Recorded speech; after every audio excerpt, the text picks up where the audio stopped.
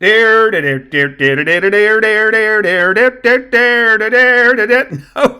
no, that's wrong. Dixie Diamonds 403. Mets 12:33 a.m. Dixie 9:33 a.m. Smiling and standing as Ricky Scruggs entered room 1642, Edmund Barton walked around the right side of the conference table with his hand extended, while Patsy Volpe stood and walked to the left to greet Nashan Chime Even, who followed soon. Welcome, welcome, Barton said, exuding bonhomie to Jones and Scruggs, adding, please come in, as he shook hands with Scruggs, then Jones, while Volpe walked beyond the first pair and offered her hand to Soong and Chime Even. You can leave the prisoners in our care, Barton said to the guards who had accompanied them from jail. We'll let you know when they're on their way back, and we'll have a pair of officers accompany them. Yes, sir, one of the guards said. Shall we replace our handcuffs? No, Barton said amiably. No need, but thank you. Yes, sir, he said, nodding, and then exiting behind the other guard. Everyone please be seated, Volpe said, motioning towards the table, while Barton shook hands with McShane and Woodcock before returning to his place on the far side of the table.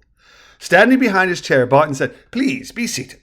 I want to thank everyone for meeting us here. Ms. Volpe and I thought it best if we all sat down together to provide an overview of the case and to review or clarify your positions. As you probably know, Brent Brency and his parents have been arrested, and Brent is in hospital where he'll likely be made through the weekend when he'll be moved to a prison hospital for recovery.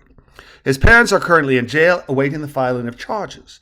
I'll have Ms. Volpe provide an overview of what, if any, changes there will be to your cases based on the Brency's legal status. Ms. Volpe, he concluded, flipping his left hand palm facing upward towards Patsy, then taking his seat. Rising from her seat and nodding to Edmund, Patsy said, Thank you, Mr. Barton, before smiling across the table. Your status is unchanged, she said slowly and deliberately, emphasizing all 6 syllables.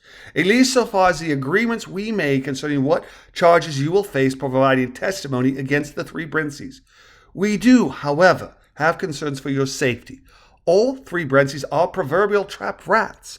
I am completely confident that with his attempted escape from Australia that Brett will be retained in jail until his trial. I am less confident concerning the fate of his parents, who, as you may have gathered from news coverage, seem to have been involved in an elaborate scheme to get Brent out of Australia, said alleged attempt having apparently led to his broken knee.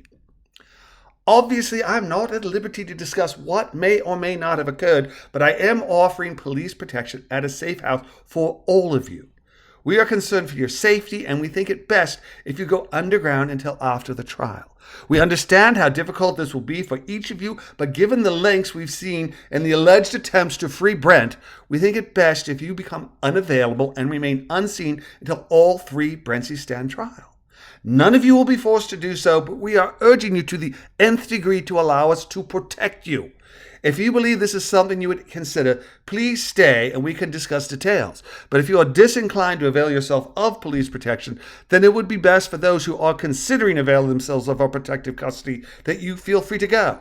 Now, unless you're certain that you do not want protective custody, let's discuss what's entailed and what options you have.